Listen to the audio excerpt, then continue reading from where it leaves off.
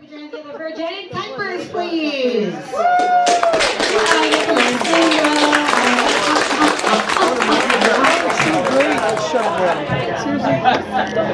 I stroke her last name every week, and I've known her like 3 or 4 years. Oh, thank God.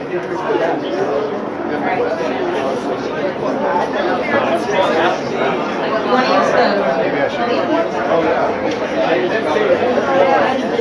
Let's take out point. Yes. It's a positive That's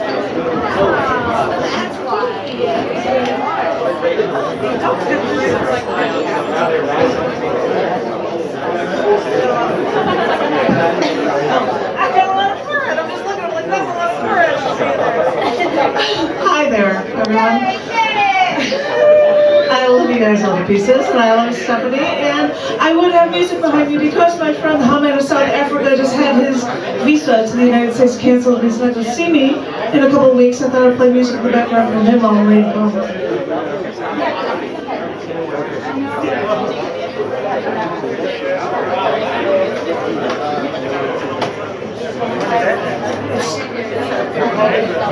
It's so quiet in here too.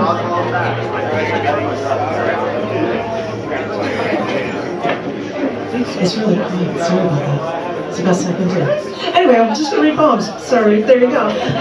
Because I've lost my chance to do that. Thank you, Steph.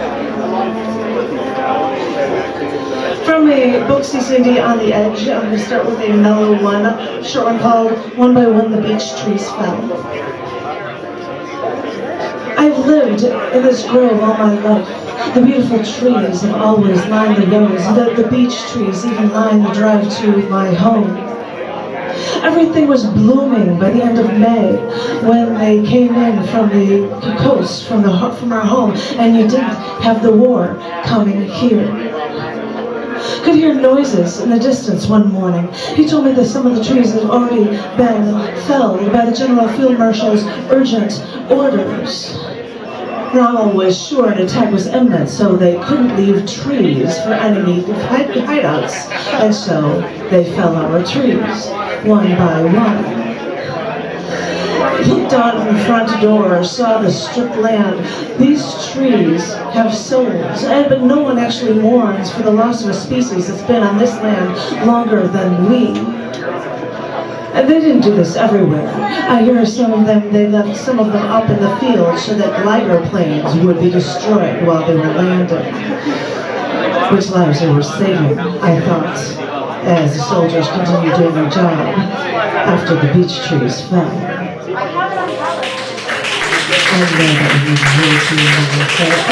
Yeah, so we're going to another one from here called Human Construct of Time. Is this the best of times? Is this the worst of times? Or is this just one of those times? Only humans understand time. Where did all the time go, we all ask? Time slips away as we search for ways to avoid looking old, to avoid death. If I ever saw God, I'd have to ask, how old are you? How much longer are you just going to sit there and observe? But time is a human construct. I have to keep reminding myself that I shouldn't think at times like these.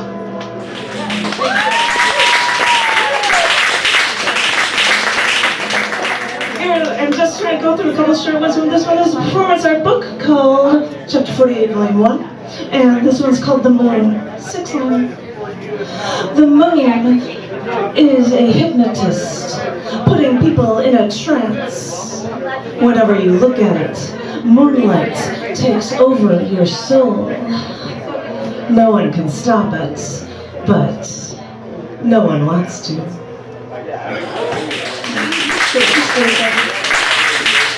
Alright, political one. I'm doing a political one for you. This one is called The State of the Nation. Here we go, political time! My phone rang earlier today, and I picked it up and I said, hello. And the man at the other end said, "Is this Janet Kuipers?" And I said, "Yes, this is. May I ask who's calling?" And he said, "Hi, this is Washington, and I'm sitting here with Jefferson. We just wanted to tell you a few things." And I said, "Why me?" And he said, "Excuse me, I believe I said I was the one that wanted to do the talking. God, that is a problem with Americans nowadays. They're all so damn rude." And I said, "You know, you really didn't have to use language like that." And he said, "Oh, I'm sorry. It's just that I've been dead for so long, I lose all control of my manners." Well, anyway, we just wanted to tell you a few things. Now, I know we didn't have much of an idea of what we were doing when we were starting up this country here. I mean, we didn't have much experience in creating bodies of power, but I know how our Constitution could be misconstrued.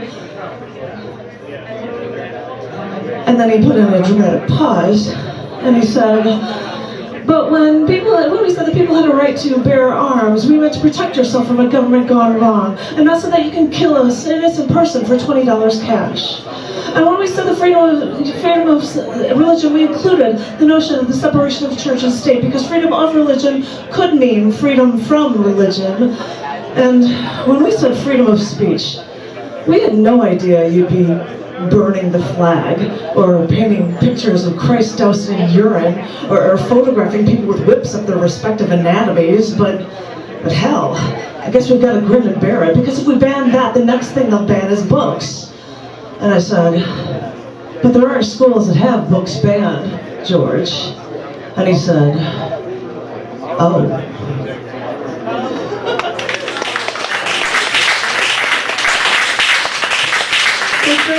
As many as all right, I've got one from Chapter 48, Volume 2 for you guys, and this one is from a show that I did here in Austin.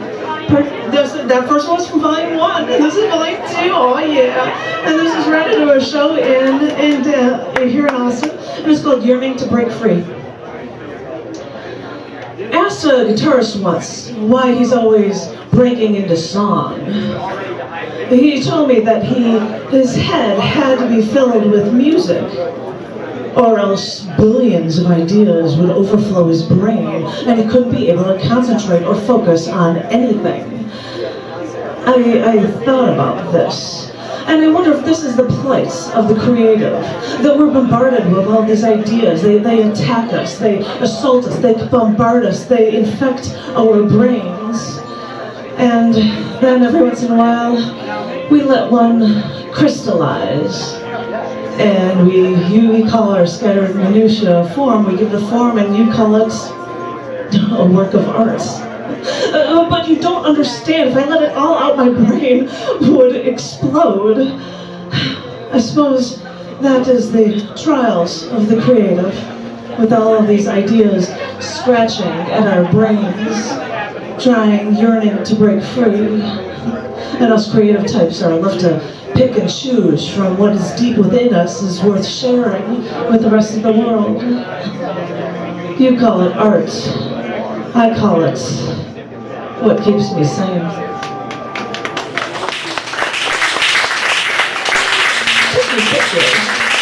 I am going to end with one piece here that is in a book of interviews and journal entries and select poems over many years, and I like ending on this one for you.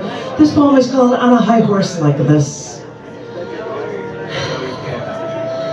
I listened to a hunter from Africa say, "All life is sacred." And he said this after separating a small, thin, non-venomous snake from around a large African hawk-like bird's neck. Because, you see, the bird attacks snakes, and the snake wouldn't be able to eat this bird once it had died. That would be a senseless death. All life is sacred, you say. So I couldn't help but think, as a hunter, do you pray for the sacred dead after you've killed it? I'm sorry, I mean, I don't usually vocalize when I get on a high horse like this. And I've had to explain myself to meteors that no, these are not leather shoes I'm wearing. I'm a vegetarian, even though I still have to feign a smile and commiserate with men eating slaughtered animal. Because, you see, I'd look like a fool for having beliefs. Nobody wants to hear an opinion that's different from their own. I mean, we're Americans. If it's not human, or maybe a dog or a cat, eat it. It's that simple. But I married a hunter, a Marine who served our country, and he told me that every time he killed an animal, a part of him felt a regretful twinge of pain when he killed his prey. The prey that he searched for, with the weapon that he could use before anything could ever get close enough to actually be an enemy. Oh, I'm sorry. I'm getting on my high horse again. It's convenient that people can get their kill from a grocery store without getting any blood on their hands. Anything to stop people from thinking about what they're doing.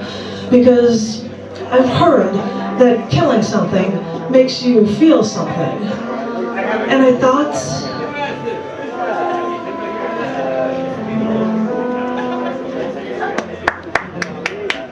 thank you.